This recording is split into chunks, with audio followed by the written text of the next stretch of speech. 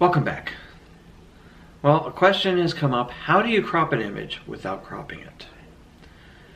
Now, the idea of filling the frame with your subject is almost a given. Anytime you want to do a close-up of a subject, you want to fill the frame and make sure that's the best way to draw attention to your subject.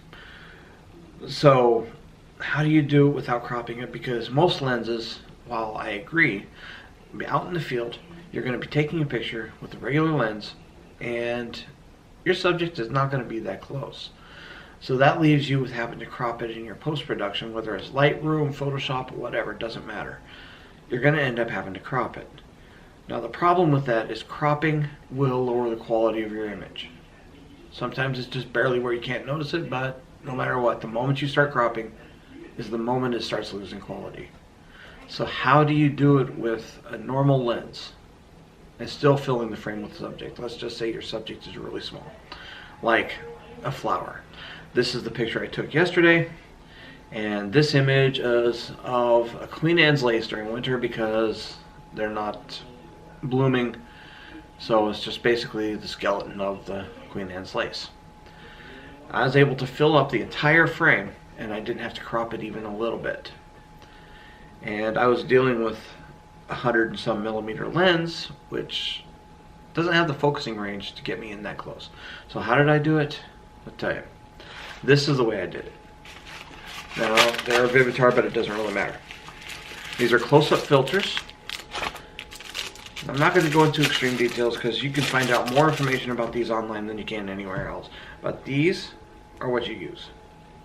You attach these to the ends of your lens, and it comes in 4 different strengths. This one here is +10, so that's quite a magnification. And this is the one I actually used to get this picture. The idea being that it allows you to get, I was within a millimeter of my subject, which allowed that to fill up the entire frame. So it's like, it's quite a magnification. Most times whenever you do macro work, it's called 1:1, which means your ratio is, your subject will fill the frame, basically.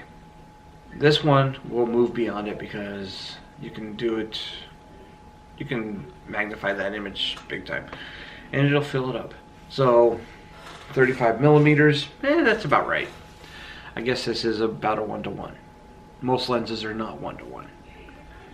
So that's how to crop without cropping.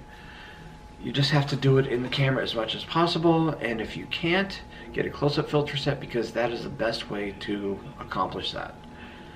Now if you have lenses, if you have a point-and-shoot camera, that doesn't always help. However, I was able to do that with my iPhone, which obviously is not a screw-in mount for my filter.